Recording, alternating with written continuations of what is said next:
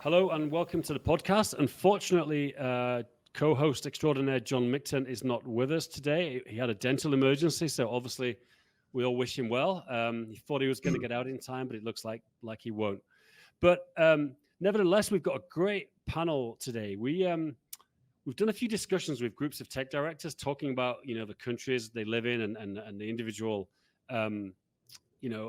environment. And we've done Saudi Arabia, we've done Switzerland, and then I thought what would be really interesting would be to do a Central and Eastern European one. I mean, obviously we could have picked each country individually, but it's a smaller country and I think just doing one together could be really interesting. I live in Prague, so I'm kind of right in the middle of all these places. So for me, I think it's super interesting to learn a bit about what it's like. Maybe you're thinking about working in one of these countries. Maybe you're looking at getting a job either in a school tech department or maybe as a teacher. So I think there could be some really interesting information. And we've got some really knowledgeable people who've spent a few years in these countries. So it'd be great to get a quick introduction.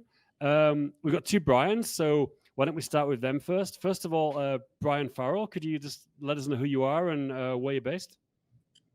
Sure. So I'm based just outside of Budapest. Our school is about half an hour outside of the city of Budapest, Hungary, in a town called Nagykovácsi. And I live very close to the school. This is just my second year here. Previous to here, I was in Vancouver, Canada, where I'm from. And prior to that, I was in the Middle East and in Asia and a few different schools there. And so happy to be back on the international circuit after returning home for a bit to work in an independent school in Canada. It's funny how many people go home to their home country and then miss working abroad and want to get the itch to come and do it again. I've seen that a lot of people. I've done that myself, to be honest, as well. So it's yeah, and it can be that can be a bit of a challenge actually when you're talking about getting into these schools. Going home and then coming back, your networks and your connections change as you're away from the international scene. Yeah, I've heard people say that. So, do you find that, like, if you do get out, even for a few years, you're not as connected in terms of the international scene? Is that something you noticed? No, exactly. I mean, I've had the good fortune of meeting my three colleagues on the call here, and it's from going to conferences and events and workshops locally within the region. And so, obviously, if you're not here and working in the region, then you're less connected the longer that you're staying away from that. Yeah, definitely. Great. So, Brian number two, Brian Wiedemann, do you want to give us a quick introduction? Yeah. I am currently at the American International School of Vienna. This is my third year at the school. Our school is about 800 students, K-12. We run an American-style curriculum. Vienna is a fantastic city to live in, as I'm sure most are aware from some of the things that get published about the most livable cities in the world. Our school is kind of uniquely positioned out in the 19th district. So we're kind of on the very edge of Vienna, out in the woods, which makes for a really nice kind of atmosphere. We have a pretty good balanced approach to learning at our school, and it fits in well with the work environment here in Austria. It's a really great place to live.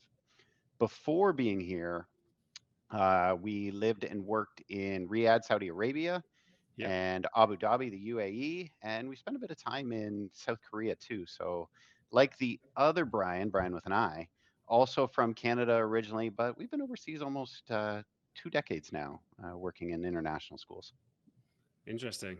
Great stuff. Yeah, I mean, I know all those countries well. I was just in Saudi Arabia last week, actually. Just got back, and as you probably know, that's that is the boom place for international schools. Like, that is where the majority of jobs are going to be coming up. If you hear the numbers, they're building, Neom cities, 9 million people, doesn't even exist right now. Riyadh, they're planning to double the size of Riyadh. That's another 9-10 million. So there's going to be, 700 plus international schools, something like that coming. So it's going to be huge over there, I think. Yeah, it's a very different environment in Europe than it was in the Middle East or than it was in Asia. So it's important when you're looking at what you want to do for a school, you also think about the kind of work environment, because I would say it's consistent in the different areas of the world for different aspects. So when you're thinking about what you're looking for, your age, what you'd like to save, and the kind of work-life balance you're looking for really can help pinpoint an area of the world. Fantastic. Great stuff. Next up in Warsaw, Jeff, Derry. Hi, Jeff. Hi everyone. I suppose I'm the odd one out. I'm the most northern of the tech directors here, but I come from down under. So I'm from Australia. So I'm also the odd one out. I think I'm the only non-Canadian of these four tech directors. Yeah, this is my 4th year here at the American School of Warsaw. We're just on the outskirts of Warsaw, probably about half an hour from the centre of Warsaw. I'm the I'm the director of technology here. Before this, I was in Malaysia as a tech director, and before that, I was in China. But in between Malaysia and Warsaw, we actually had a gap year. So we went home as a family for a year, took a year off, bought a caravan, traveled around Australia, and then got back into the international scene. And Warsaw it's one of those hidden gems. I think when I first got my job here, so many people said to me, "Why are you going to Warsaw? What's all that about?" But then people who've come to visit us and see us, they just think it's an incredible country. It's one of the fastest growing economies in Europe. It's a massive country. It's really big. It's got everything from seaside to mountains to deserts. Yeah, and Warsaw is just a really modern, rebuilt European city, and we love living here. I've got 2 kids, and we're close to the school. We can walk to school. We've got forests nearby. It's just a really good. I know Brian was talking about lifestyle, and for me, it's just it ticks that lifestyle box really well. Fantastic. Yeah, I have a Polish wife, and so I spend a lot of time in Poland. So yeah, definitely we'll get into that a little bit. And last but not least, living in the same place as me in Prague, Sheldon. Mm-hmm. Yeah, it's interesting how many Canadians we've got on this call. I'm not sure why we all left, but so I'm the Director of Educational Technology at the International School of Prague. We are a 4-program IB school, just under 1,000 kids. The story I tell is that we came to Prague for about 4 years, and that was 10 years ago. So I think that says something about the livability of the city. And like everyone else in this call, I think this is part of the Central and Eastern Europe thing, is that work-life balance is a thing, and the cities are big enough to have everything you need, but also small enough to be accessible, and you're always close to a forest or getting out of the city, and so it really does have a great work-life balance. I've got 2 kids in the school, and that's definitely kept us here longer. Yeah, so that's I guess other places I've been. And I left Canada in '98, so we've been through Japan, Kuwait, long time in China, Indonesia, and now here. And so still have, I think, a couple more posts in me at some point, but Prague's a tough place to leave. So I'm not sure when that's going to be. Yeah, it's interesting. That's probably a good place to start about the work-life balance. And then we can get into we can go around the individual countries and talk a bit about it. I mean, I've heard a few people say this, that, there's people stay longer in jobs in Europe. It is a work-life balance. I mean, I think that, the reality is that the packages people can get in the Middle East, definitely in Saudi, but even in Asia as well, can be better sometimes. But people tend to come to Europe. I mean, obviously, there's great schools in Europe, but the work-life balance is definitely a big factor, I think. Is there anyone else got any thoughts about that? Yeah, I mean, I might actually jump in on that one again. Actually, I know I kicked that one off, No. this is my first post through Europe, and the work-life balance thing is, I mean, you still work incredibly hard. I mean, schools are busy places. There's no getting around that. Yeah. But there is a different pace. I mean, at the end of the day, working in Asia, quite often there was domestic help. Same with the Middle East, and so there was someone to help out with your kids, or to make dinner, or to whatever you needed. That doesn't really exist here. This is far more of sort of a normal Western life. And so at the end of the day, your kids are done school at 4:30. You've got to take them home and deal with them. And that's wonderful. It also means that the schools work at a slightly different pace. And you look at some of the things that perhaps your counterparts in some of these other, usually bigger schools as well, are doing. And it's a little hard sometimes to keep up with their pace of change. Yeah. You have to be a little more focused on what you do. I would say, in addition to what Sheldon's saying, kind of as a Westerner living in the Middle East, even in Asia, a school is often not just a work environment, it's also a lifestyle. Saudi especially, you live on a compound, so you spend not only the workday with everybody, but then you go to the pool together after school, and you get together for dinner. And so my wife and I were a little concerned when we came to Europe about, what does that look like? How are we going to make friends? Because usually your friends are the people in the school. So not only is it your work environment, but you also kind of get a little bit of separation at the end of the day, which works for some people and doesn't work for others. So it's not kind of that all encompassing, all in one kind of deal, I think. Yeah, really good point. Funny, just a side point about the nannies and things. It's interesting because it is coming to the Czech Republic. I have two friends now that have Filipino nannies, and there's agencies recruiting people to come here now and stuff. So it's interesting. It's not obviously nothing like in Middle East where everyone has that kind of thing, but interesting. So anyone else on the sort of Sheldon Hype? Just to echo what Brian was saying, it's interesting that it does change the school culture. There's a lot more things that are available in the community outside of the school, and so as he was saying, for some people that's great. But if you're used to the school is your everything, it's a little bit of a shift from some of these other schools. So it's the culture piece is something.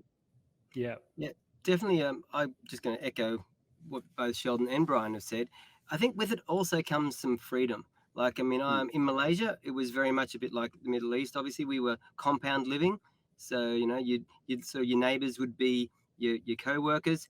Here in Warsaw, like I live in a house not far from the school. My kids can walk to school or ride to school.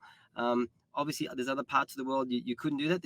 It seems to be a lot safer, and it is really much a lot more like living at home. Where if I was back in Australia, my kids would be doing activities outside of school, and they'd be going to clubs and doing things. It echoes it here a lot.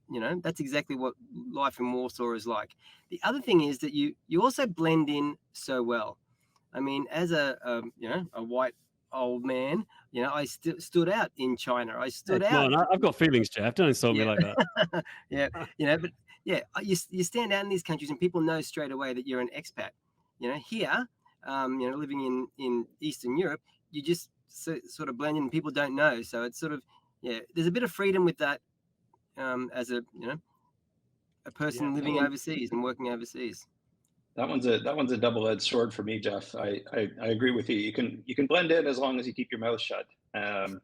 But Hungarian, I can say, living here has not been the easiest language to access, and so sometimes people are a bit put off when they'll speak to me in Hungarian, and then just get a blank stare in response. So, but to your point, you can blend in a little more. I feel like it allows you to be a little more close to the culture you're living in.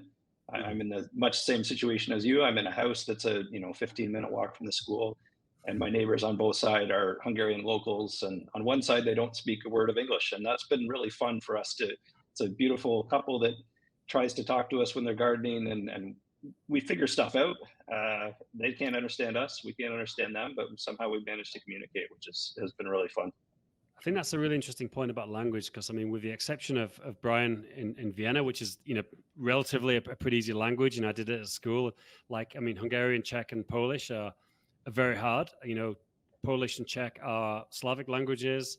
So I lived in the Netherlands for 3 years, and I spoke Dutch pretty well after 3 years. Like, I've been here 19 years, and it's probably about the same as 3 years in the Netherlands. And now I'm gonna take my citizenship test to get a Czech passport, actually. But that was a lot of work, like huge. I could have done a couple of doctorates, like the amount of work I spent learning Czech. So I think that is something people need to bear in mind, that it's it's completely doable, and it depends on your aptitude for language and how much time you have. But I think international schools generally are pretty bad places to learn language. I've heard that from a lot of people. You're in a bit of an English speaking bubble. Your friends, even if they're local friends, tend to speak English. So I know that's an issue. I think that's a good plug for. Sorry, go ahead, Brian. Yeah, Brian. I think that's a good plug for actually working in a technology department. So you kind of called me out there, Dan, saying I'm in a country where the language is easy to learn. I get quite a few laughs in my office when I'm testing out my German. But what you are exposed to is everyone in my office is local as in European. So I get a lot of great exposure here to some of the local culture and different languages and things like that. That as a teacher, before I was a tech director and I was in the classroom, most of the other teachers were Western. So it's one of the kind of hidden benefits, I think, of being a tech director, is that interaction that you have, especially working with vendors too. That's a great point. Yeah. I think the one thing that I found with all of that, sorry, Brian, I think I just cut you off, is that Prague being a capital, and I'm sure the other cities are the same. I'll go in and try with my best Czech, and people will answer back in English, and like, oh, clearly you want the English menu. Whereas when you're in Indonesia or you're in China, it's a lot easier to get yourself lost, and it forces the language issue a little bit. And so I found it was easier to engage with the language sort of authentically on the day to day in those places. Whereas now, in fairness, my kid was playing baseball on a local team, and so we were in every little rinky-dink small town around Prague. There wasn't a lot of English there, and so that does force it a little bit. So again, it depends how much you want to get out of that school bubble. Yeah, it's interesting. We moved to a village just north of Prague, not a million miles away from ISP actually, and yeah, definitely around here. You go to the local pub, and it's you go 20 kilometers outside Prague, 10 kilometers. It starts to be a different world, altogether. I think it's the same with all these cities. I think that's the other side of that is the benefit of being more Central or Eastern European. I feel like the schools provide a lot more support than perhaps they might do in Western Europe because they know those barriers are there in terms of having staff that will help in buying a car or registering your documents or dealing with your visa issues. In my case, anyway, I can say that's been outstanding here in terms of the support and help in accessing those things. And I don't think that's quite at the same level in Western Europe. Yeah, now that's an interesting point because I think, how have you all seen things changing? I mean, I don't know when you all first came to the region. I first came to Prague in 99. I've lived here twice. Then I went to the Netherlands and came back. But I mean, back then, all these countries were, with the exception of Austria, were kind of regarded as kind of a hardship posting. It was very different. People got, much more assistance in terms of housing and all these other things.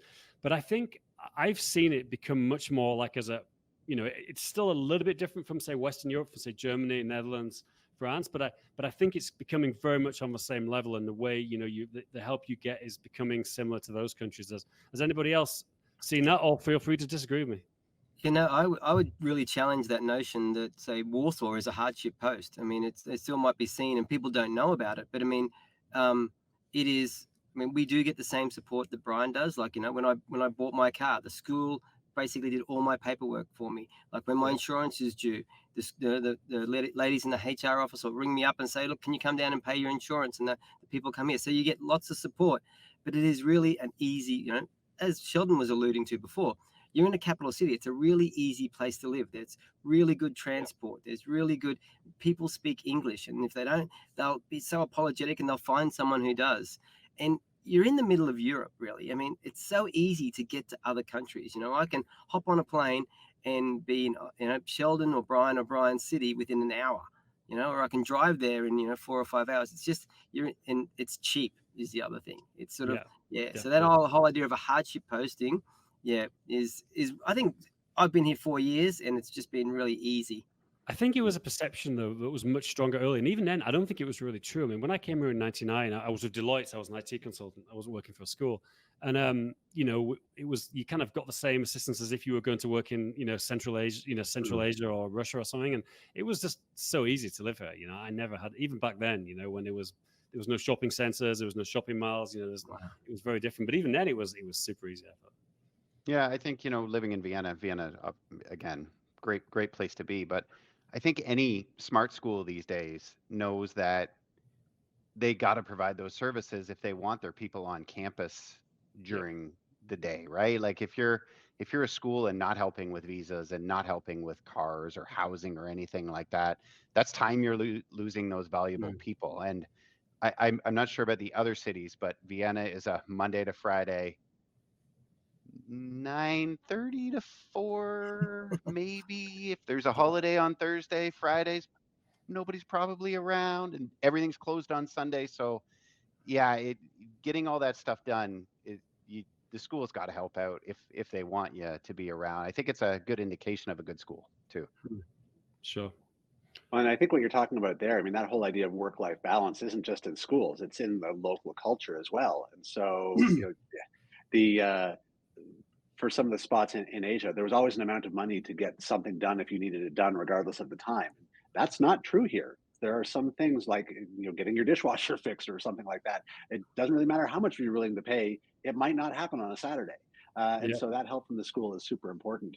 But it's interesting, that whole of where Western Europe ends and where that Central Eastern Europe starts is a line that's been moving to the east. And so when we first came, you see that in prices, you see that in housing, you see that in the amount of English, you see the number of services that are here. And we are now on the other side of that line. Like I would say that the lifestyle in Prague is very much Western Europe.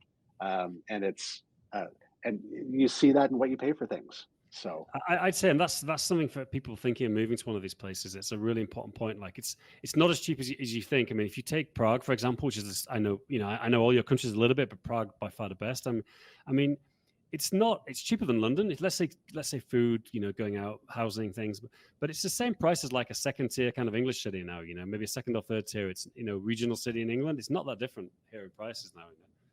Except maybe the beer, it's still cheaper. I was going to say the price of beer in the Czech Republic is very good, even compared to Poland.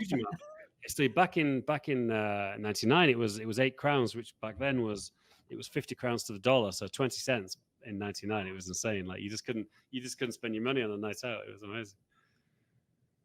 Cool. Just quick point I'd love to talk about the types of schools. Obviously, one trend has been just a global trend, a number of growth in international schools, and I've seen it in Prague. The numbers are astonishing. Obviously, you've got the kind of more traditional types of international schools that you all work for. Anyone want to comment about what's the school environment like here? What are the types of schools, and what are the kind of the differences in the working environment? Obviously, you probably only know your own school, but just from what you've been hearing about other places. Well, we're the American School of Warsaw, and we're connected directly with the embassy. So we still have that embassy connection. We run an American curriculum, but we're also a 3-program IB school. So, I mean, I've only ever taught internationally in the last 15 years in 3-program IB schools. So this one's a little bit different. So it's an American school with an IB program. There are other international schools, but when I compare it to, say, when I was in Kuala Lumpur, like in Malaysia, there was so many international schools. Like there was, maybe I think at one stage there was about 30 schools in that city. And those schools could also, we had lots of connections. All our sport was just in the city, and we'd go to different schools. We'd have tech meetups with different schools. Here, there's a few other international schools, like there's a British school, there's another American Warsaw school or something, and there's a French school, but they all seem to be a bit more niche and a bit smaller. I'm finding that if you really want to go to a top tier international school, we're almost the only school. We're the only game available. We're the only player. So I don't know what it's like for other people. If you're all sponsored by. No, I think that's a big difference, Jeff. Is I think the 4 of us are at very similar schools, and probably we would learn more from talking to each other than from the British school down the road, or the Christian school, or the French school, or whatever else we might have in town. And so that's perhaps a different feel being in probably a smaller European center compared to some of the larger Asian centers, or even a larger European city. We don't have a lot of peers that are right down the road as we might do in another region. Yeah, I mean, so we just ran my colleague James a meetup in Thailand. I mean, in Thailand, there's over 200 international schools now, and I think Bangkok's over 150. And there's probably 20 of those that you would, obviously there's no official school categorization, but tier 1 type schools. So it's just the numbers in Asia are just completely different. I think further to that point, when I was in the UAE, the international schools, there was a new one popping up every day. Oh yeah. And for-profit, not-for-profit, American curriculum, this curriculum, that curriculum. And one thing I definitely don't miss from being in the UAE, as great a place as it was the education ministries were getting pretty heavy-handed in their involvement of school visits and publishing things in newspapers and being tied into tuition raises. Saudi was not quite where the UAE was, but it was involved in regular visits and who could go to our school. So it's nice to not have that sort of, I don't want to call it interference, but that sort of running alongside what you're trying to do as a school. We're DP school and American curriculum as well, but in Saudi and in the UAE, we also had full-time employees at the school that just did government relations to kind of manage those governing agencies. Yeah.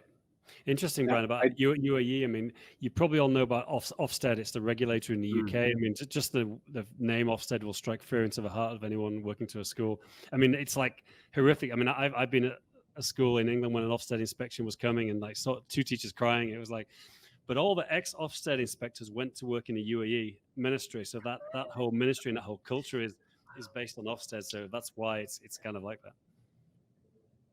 Yeah, I think the I would agree with everything that's been said so far. And so here in Prague, there's a couple of, I would call, true international schools with sort of a higher percentage of international teachers, maybe an internationally focused curriculum. But you've got the British curriculum, you've got this nationality, that nationality, whatever it happens to be. In town, we're the only full continuum IB school. But I think, like everywhere else in the world, our industries are changing, and we're starting to see more and more startups and more schools come in, and some of them have got some game, and they're going down that road. And I think one of the dangers for these long-standing, like this is our 75th anniversary, these long-standing international schools, is the complacency that comes with that, and keeping an eye on your own backyard. Because I do think that, and you see this throughout a lot of Asian schools as well, like you're talking about 200 schools in Thailand. You go back 15, 20 years ago, there wasn't near that number there. And so, especially because we're all in smaller markets, that increased competition can come up fast and make a big difference real fast. It's interesting. Yeah. Just speaking from the other side of it, as a parent, when my son started school recently, and I was looking at all the schools in Prague, and there was only kind of 3 that were really, I would really want him to go to. ISP, obviously, Riverside, where he went. There's a couple of others, but the rest are all for profit, which isn't necessarily a bad thing. There's some great for profit schools. It's very much about the leadership and the culture. But I mean, the schools just didn't exist 2 years ago, like the American Academy and the Canadian School and all these. They just appear from nowhere. And I guess, and if you're an expat moving to a city, like you don't know, the difference between the International School of Prague and the American Academy. The fact that one's been here 75 years and one was open last year. I think it's a challenging market in terms of recruiting students and things now. And when you're looking at double-digit inflation, when you're looking at double-digit inflation and what's happening to all of our tuitions, some of these, what we might call a second-tier school, become really attractive to a lot of families. Yeah, definitely. Jeff? Sorry, Jeff. Yeah, no, that's fine. One thing that I noticed when I first got here, and I really appreciate, is the actual local staff that we hire. Like when I was in China or when I was in Malaysia, we hired, Chinese teachers to teach Chinese. Here, we've got a lot of staff that will be, they're Polish nationals, but they'll be teaching math, or they'll be a homeroom teacher. So it just I think it adds a lot more culture to the school, and you become a bit more authentic and becoming part of your community, as you're not just a whole bunch of expats plopped into an international school. I've got so many colleagues who are, true colleagues. They're not teaching assistants that, are locals, and it adds a real richness to the school. And I really appreciate, my son, when he was in grade 2, having a Polish teacher just as his teacher. So, yeah, agreed. A lot of them often have multiple nationalities, and then they've come. We've got Canadian Hungarians and Australian Hungarians that have lived here for a time and moved back to their other home and then come back. And yeah, that's really a very valuable experience to have on staff. I do think. Sorry, Brian, jump in. No, I was just going to say, Brian jogged my memory there a little bit. I think you mentioned, we might talk about it, Dan, that the longevity at the schools here is definitely based on that as well. People tend to stay at European schools a little bit longer, and so are maybe a little more invested in some ways in the business of the school and the direction of the school. And to Sheldon's point, I think it's more important than ever that schools clearly find their niche and whatever it is that they are really pressing or attempting to promote as who they are as a school, with so many options available. Yeah, Sheldon. Sheldon. You hit on something really interesting there, Brian, with the longevity piece. And it's a bit of a double-edged sword. I mean, it's great that you've got that depth going through, but investigating the reasons why you've got the longevity is also super important as well. If you're If you're working at an international school in Bogor, Indonesia, people generally speaking don't move there to move to Bogor, Indonesia. You're going there for the school. People move to Prague just to go to Prague. And so you do run the risk, if you're not careful, of having people stay a long time at a school and they're not invested in the school, they're invested in their life in the city. And so how do you maintain that vigor and that excitement in your teaching community when they might not just move on naturally, which I think you do see in a lot of other places. So it's an interesting challenge for a school leader. And it really adds like when you're trying to implement change into a school, if you've got those teachers that have been embedded here for 25 years and they're in the last campus, that we were at 25 years ago, just to, we're going through a big high period of change here at our school at the moment. And it's for some staff, for everyone it's challenging, but it's really particularly challenging here and compared to similar changes I went through in other schools. So that whole transitions and change can be an innovation, can be, hard to I think, Sheldon used the word passion, or that, that vigor for school is, so important. And also when you've got staff who've been there forever and you get like a new director or head of a certain department, they come in, they want to make changes. It's like dropping a bomb in the school, whereas if you're in a school in Asia where, the staff all transition out after 5 years, it's kind of smooth, but I've seen it happen in a lot of, traditional schools in Europe with people that stay forever. When people try to change things, people are more sort of entrenched in their ways a little bit, I think. And that doesn't necessarily mean that they're stuck in their ways or trying to go back to stuff. We've got some people here who have been here well over 2 decades that are still completely, they're pushing for the change. And so I think it's a little bit more about mindset, but it is something I think you do need to watch as well. I think this is the only school I've ever been at where people have done their entire career in this one school. Wow, yeah. It's interesting. We mentioned about staff and recruiting. Like, obviously, in terms of tech department staff, like, what's the kind of recruiting environment like? And are you always recruiting local people from the host country, or are you sometimes getting people in your tech team that want to come here from the UK, Western European countries, other continents? Anyone want to jump in on the the sort of tech team recruitment and what it's like then, and do people stay? Is there longevity in teams? Yeah.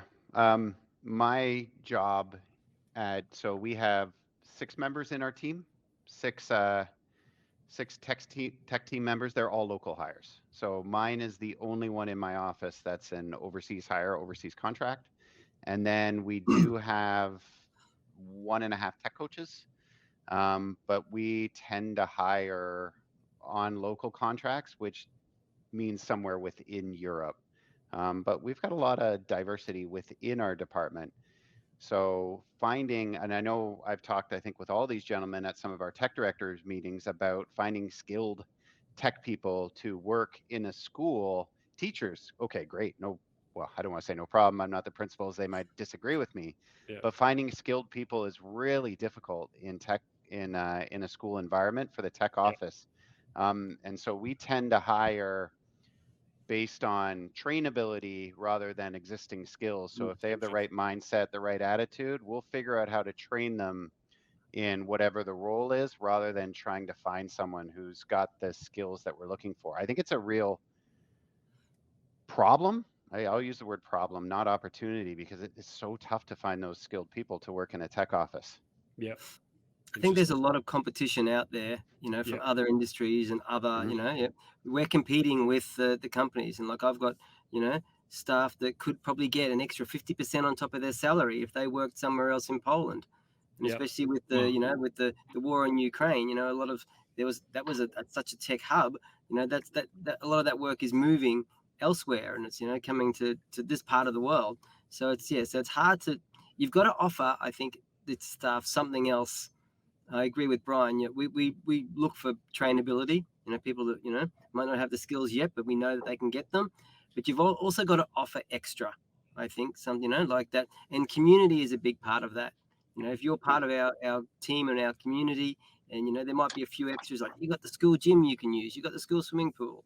But it's tough. And I would echo that as well. so Google's moved into town. We've got a whole bunch of big pharma in town. And so if someone starts at our help desk here, there's nowhere for them to go. And so they can make the same money as we're offering and have a whole career path in front of them going to one of these other places.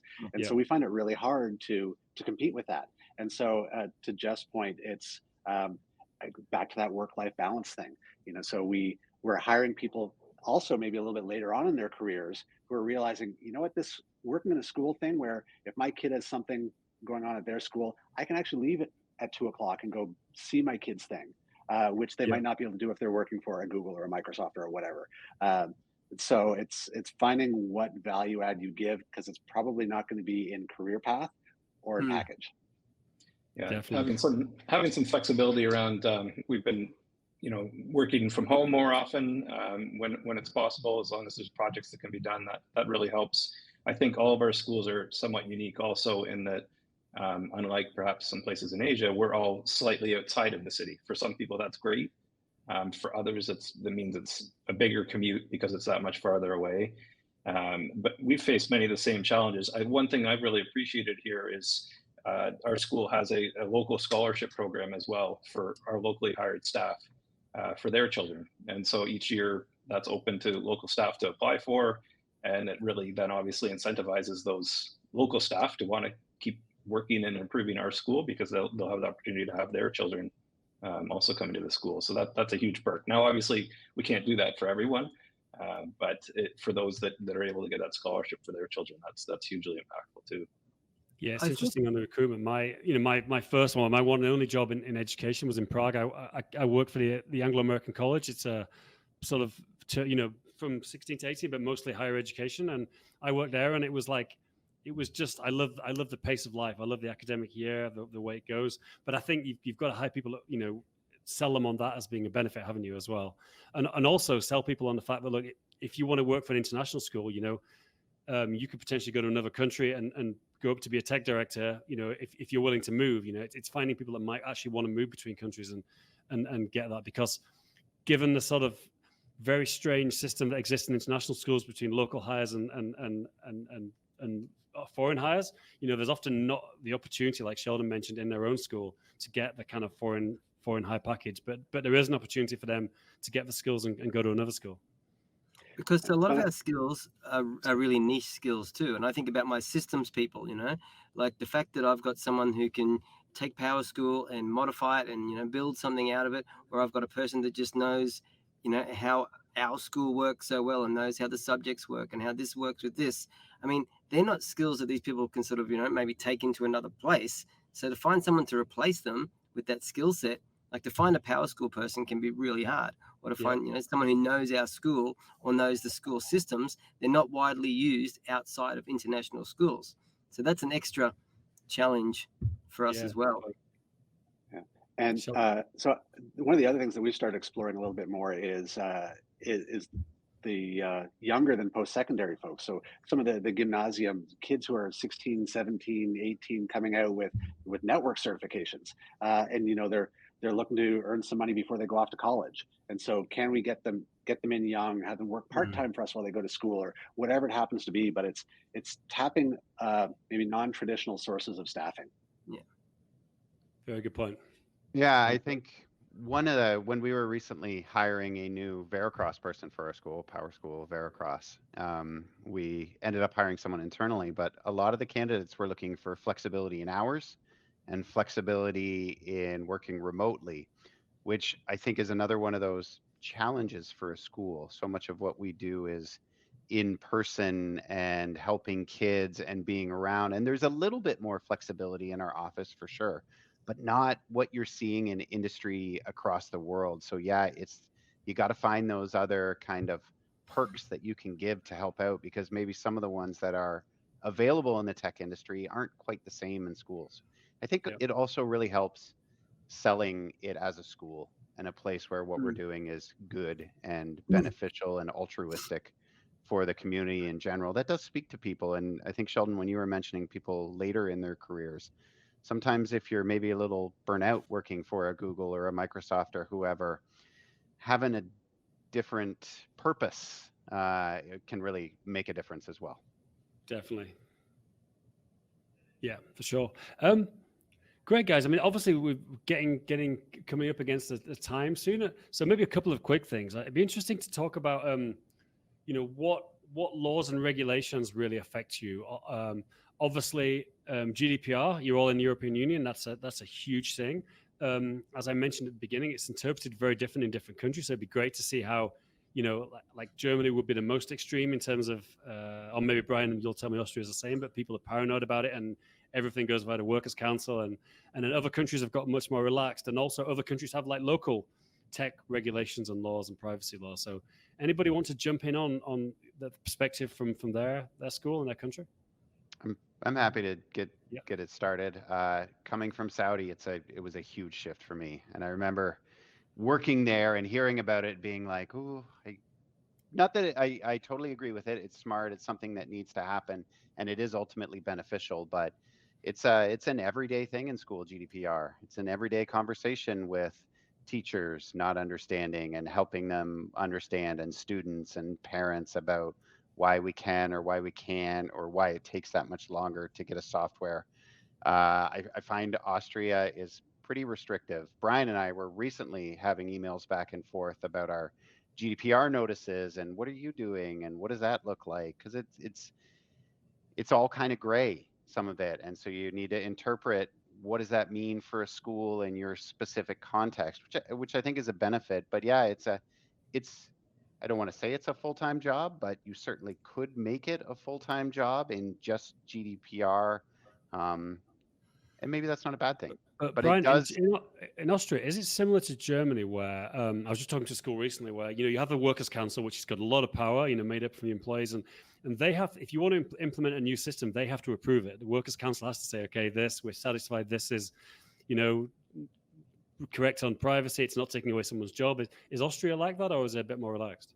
I think Austria is. Our school is kind of unique that we have a special built into the treaty through the US and Austria. So things are a little different at our school than they are at other local schools. But we were in our SLT meeting this week talking about video surveillance systems inside of schools, which up until recently was not possible in Austria and is still very restrictive. So yeah, it's an important topic. But it requires a lot of time and energy for sure, which usually falls in the technology department, despite what is recommended within GDPR regulation. But I'll leave it at that. That's me just getting a little. Brian, you had a point over Brian? Yeah. I think to Brian's point, it's the biggest piece of that, and it was obviously all brand new for me moving to Europe too, is just slowing everything down. And sometimes that's a benefit because it does make us pause and think about whatever the shiny new thing is that we want to implement, and maybe we think of that a little more critically. But it can be frustrating at times, and especially again working with teachers if they're new to the region, trying to explain to them why it's not just important but required that they slow down and be considering of things before they jump into them. So that's a huge challenge, I think, practically in terms of implementing GDPR. It's just the pace of what it involves. And so I think I'm lucky in a way that the Czech Republic seems to have taken a very sort of common sense approach to GDPR. It's not quite as overt in your face. I'm not really sure what the word is that you see in some of the other Western European countries. It's still there. But I think the biggest thing when we've got faculty coming in is, so for how many years in tech have we been saying it's all about integration, find the thing, do what's best for kids, and now all of a sudden here it's like, well, stop, you can't do that anymore. So we're actually kind of going against the last decade and a half of cultural indoctrination of faculty. And it's hard because some of them are coming in and they're coming in from some of these big Asian schools and they're used to just, I've got this great tool, I'm going off to do it. It's got a Google login, that's it, we're off. And by the time you find out about it, the horse is kind of already out of the barn.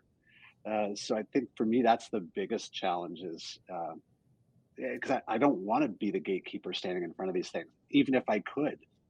Yeah. Great. Anyone else got anything to jump in on regulations and GDPR and things? Well, I think to further on what Sheldon said, we're about education and teaching and learning. So what I'd rather do is spend the time teaching teachers and students and parents what GDPR is and why they should care.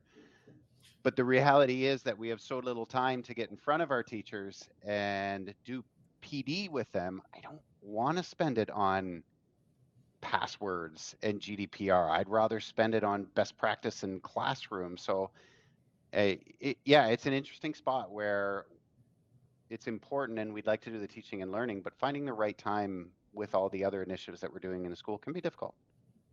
Definitely. And it also sort of hinders a bit of play. I mean, a bit like Sheldon was saying, you know, like we encourage kids to try new things and teachers to try new things, but when you've got to go through these hoops, or like they're not hoops, that's not the right word, but like we've got systems in place. So, you know, we can't let's talk about extensions or apps, you know, apps on Google Docs. We shut them down except for the ones that we allow. So a teacher comes to me and says, look, I'd love to try this with my kids. We've got to go through that whole process and slow it down rightly, because we want to make sure things are correct. But it just sort of takes away a bit of that play. And we've got to put these systems in place that, like, when I was in Asia, I didn't worry about necessarily what people added to their Google Docs or their Google Forms. Here, you've got to think about, I had, you know, really good apps that I used that were made in Russia. You know, I'm not going to be able to use them here at all now. You know, so it's how do we keep that play and that sense of, you know, trial and error and, you know, experimenting. Yeah, and it's bandwidth as well, because as you have to go and now evaluate all of that stuff, and those evaluations take a while. And so, what's your staffing like? How does that go? Can some of the people on your team do it? Do they have that capacity to think about it in this way? Are they trained the right way? So it is a huge lift with all of this stuff. Yeah, we're lucky we've got a DPO. It's not a full-time position, but I'm sure you've all got similar, you know, but you know, we've got a data protection officer, and that's part of his role, is that, you know, he's the one who will talk to the lawyers and give the final say on, yes, we can do this, even when it comes to contracts. And there's like those hoops to go through there. Like we just tried to implement a payment system for a shop we've got at school, an online payment system. It took us about 6 months just to get through the legal contract. And it wasn't me, luckily. It was our DPO working with the lawyers and the companies. So, I mean, there are, you know, for right or wrong, there's these hoops and things that you know, not hoops, but, you know, regulations we need to meet. Right. And I think, like most things, it's a cultural piece as well. I mean, we've tried to really frame this as, this is about child protection in 2024, whatever year we're in now. And so we're slowly starting to get more and more teachers coming in and asking the question of, can I do this, rather than just jumping into it. And those conversations are a lot faster. And I like to think that there's a lot of things that the teachers filter out before they even get to me, which is kind of where you want it to be. Otherwise, you know, being the gatekeeper never really works. No, definitely. Yeah, fantastic perspective. I mean, I personally think GDPR is overkill. I understand why, like Brian said, I know why it exists. I think it comes from a good place. I think the practicalities of implementing it, if you take my perspective as someone who runs a small business, it's just a nightmare, you know, and definitely I don't think that the hoops I have to jump through benefit me. I think it stops me from being able to generate revenue and employ people and do things that the EU should want me to do. But I think it comes from a good place, you know, and like, it was really good to hear your perspectives. I think every country is very different. And like I said, if we had a German person on here, I think that they'd be saying what an easy life you all have compared to them. Fantastic discussion. I think a quick thing to finish interesting. I was just looking at Internations. I'm not sure if any of you have heard of it. It's a expat meetup group. They're all around the world. I actually met my wife at Internations, and they're very interesting. And they do a ranking of they sort of pull their members every year and do a ranking of the best and worst places to live for expats. So it'd be interesting to go through the 4 countries. So let's go from worst to best. Who thinks their country is gonna be worst, out of interest? Let's see who thinks they're gonna be worst. None of you? I'll speak up. The worst by a long way. Yeah, no, you're wrong. Am I right? No, wrong. Yeah, wrong. The worst is Austria. Wow. So there was 53 countries polled. Austria is 40, 45 out of 53. Very low. Wow. I'm curious why that is. You know, I've heard people say Vienna isn't always a friendly city, but then I've heard different perspectives on that. You know, I'm going to Austria tomorrow. I love it personally, but I think it's interesting. It's interesting. It was the bottom one. Well, I think it's different because it's based on a country, right? That's why I'm speaking up, because Budapest is fantastic. Yeah. Exactly. The rest of Hungary maybe is a different story. Same in Austria. Fun thing to do is it's got no perspective. Next is Poland. Poland and Hungary are right next to each other, actually, 30, 34, 35. So very, very similar. And the winner, of course, that's why I live here, the Czech Republic, coming in at 20. Interesting. Yeah. I mean, I know all your countries very well, and all my friends that live there and all the people I know like living there. So it's really great to hear all your perspectives about life there and to get into a bit of a tech. Obviously, there's only so much we can get into in a 1 hour discussion, but thanks very much, everyone. If you've got any links you want to share, please let me know. We can put them in the show notes. If any of you've got any questions for any of the hosts, I'm sure they're all very open people. If you're thinking of moving to them, just get in touch with me or we'll put the emails in. I'm sure they'd all be happy to give you some advice. So anything to add, guys? And any parting words? I think just the one thing for me is that we're all in smallish countries compared to living in, say China or whatever it is.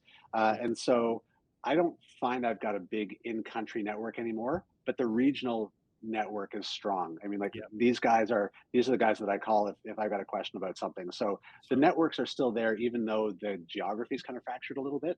The professional community is still strong. Yeah, definitely. And I'd just like to not echo that, but just talking about living in a European country and just I'm really enjoying seasons. Like coming from China, where there's a bit of seasons, in Malaysia where we didn't, but all of a sudden, we've got 4 seasons every year. And like on Monday here, it snowed. We had softball training started, and we had about 2 centimeters of snow, so that was interesting. But just like getting at, there's so much modern history and ancient history that you don't get living in other parts of the world. Like my wife was downtown Warsaw yesterday, and she showed me a photo of the fence of the old ghetto in Warsaw. There was a marker on the ground, and there's that stuff, you just walk past it every day, and it's just such a rich, living in Eastern Europe is such a rich experience, and I just recommend it for everyone. Great stuff. Yeah, and I think it's such a unique place for that access to. You want to hike in nature and be in the woods, you can do that out your door. You want to be downtown in a cosmopolitan city, you can do that on great transit. The travel opportunities, 3 of us are going to be in Paris for Learning 2 tomorrow. I mean, that just speaks to how easy it is to access that, which is fantastic. Yeah, I'd echo everything that we've said. It's when it's the right time in your career, Europe is a great place, really great place all across it. Fantastic. So thanks again, everybody. Thanks for listening, and I'll speak to you all soon. Cheers, guys. Thank you. Bye, everyone.